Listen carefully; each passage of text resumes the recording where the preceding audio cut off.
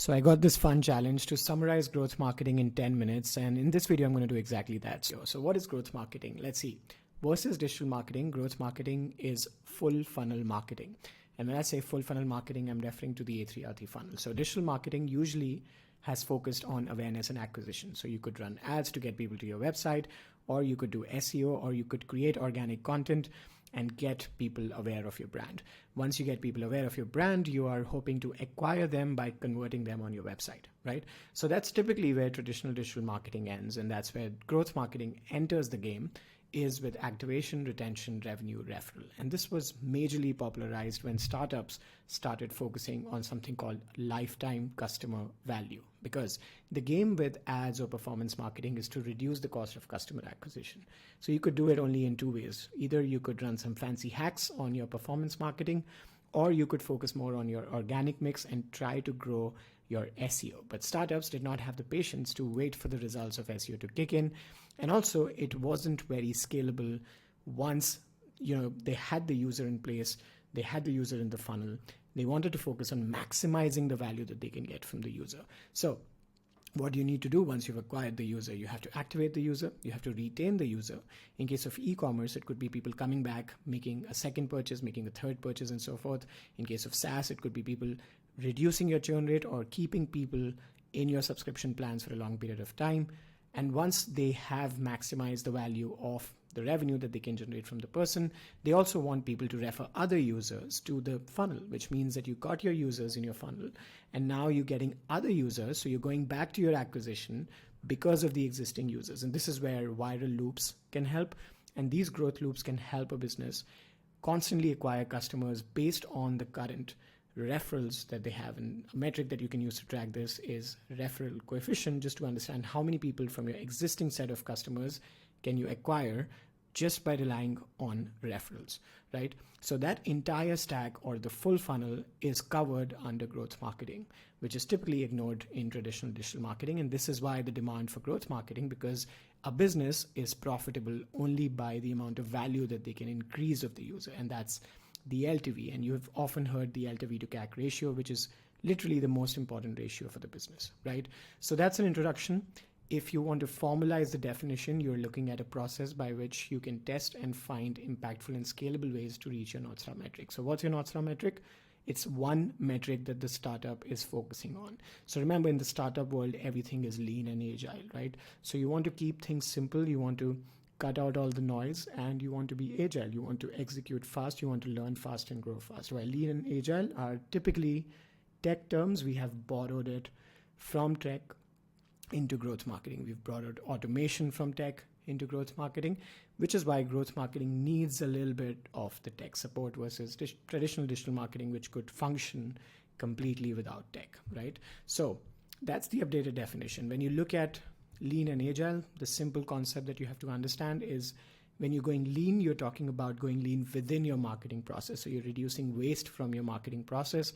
When you're talking about going agile, you want to go to your audience as fast as possible. So agile, think of audience.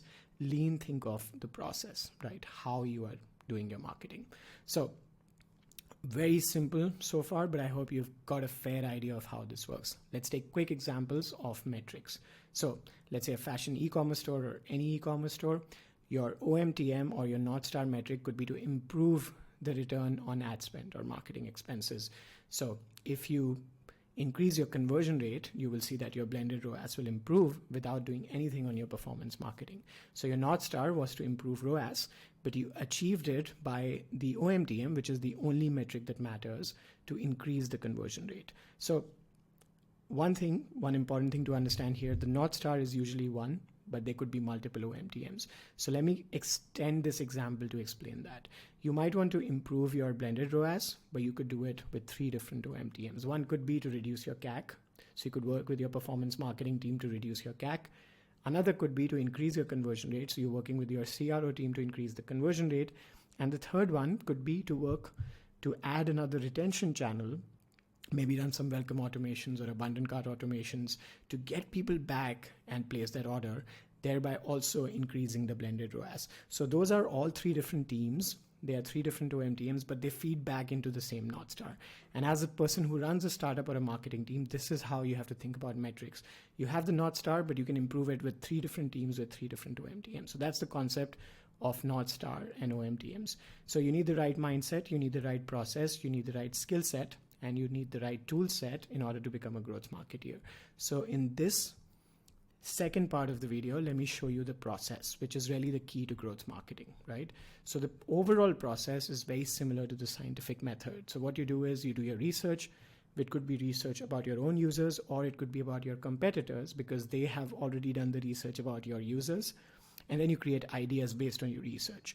So maybe you're running through your competitors' ads library, maybe you're running through their website, looking at the CRO hacks that they've used, maybe you're running through their email campaigns, you've signed up to their newsletter. All of that should give you a list of ideas. You could also be running through your own customer data and seeing how your customers behave. I'll give you 2 blueprints. One is, if my customer is behaving like this, they're likely going to take this action. Or if my competitor is doing this, it's going to likely work for my customer segment, this, right? So that's how you get ideas. Then you experiment with those ideas. So your hypothesis has to be checked. And you can only check what you can measure. Once you've measured it, right, you can either say my hypothesis is validated or invalidated. If you have validated it, you can scale. If not, you can go back to your research, or you could go back to your idea list. So let me show you step by step. So you have your goals in place, which we discussed, the North Star metric and the OMTMs. Focus on your metrics. Once you have your metrics, you take your North Star metric, which is the one single metric, to your only metric that matters, which is going to be team specific. Now, for each OMTM that you've designed, you have to do your research based on that metric, right? So we took an example, retention channel. Let's say, which retention channel do we need to add? What are the channels that the competitors are using? We discussed about conversion rate. What are the CRO hacks that could work based on the user journey that we already have data on from, let's say, GA4? You pick up those data points. You brainstorm with the team, you come up with a list of ideas, right? Now, you might come up with, let's say, 10 ideas or 20 ideas, but you may not have the bandwidth to execute all of them.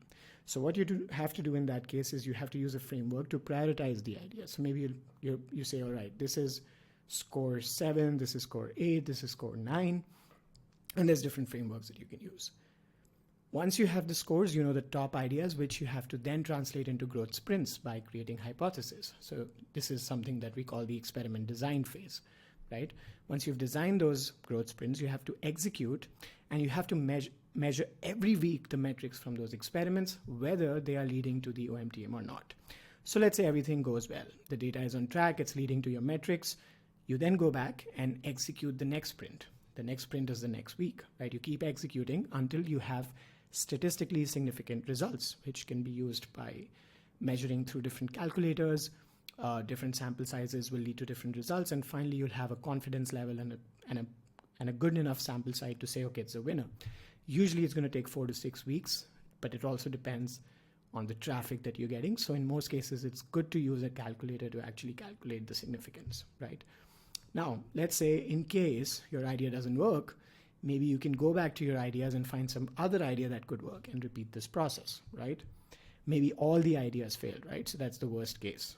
If all the ideas fail, you go back to the drawing board. So you're going back to the research.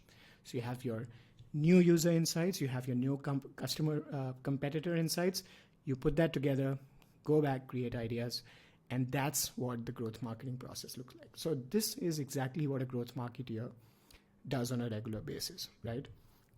So once you've got that, once you've got those winners, you keep pushing those winners live. So you can make them live on your marketing. You can scale them using automations, tech. You can build them into SOPs. And those wins will keep compounding and adding up to get your business to hit those North Star metrics. Oh, we have 30 seconds left. And I think that's a good summary of growth marketing, something that you could get started with. If you're looking for the entire course, this is a 30 days growth marketing course. And by the way, it's completely free. You can also get my book, which is Mastering Growth Marketing, that covers everything that I've taught in this course in a very nice, visually appealing and simplified format with examples. So that's all for this video, and I'll see you in another one. Bye.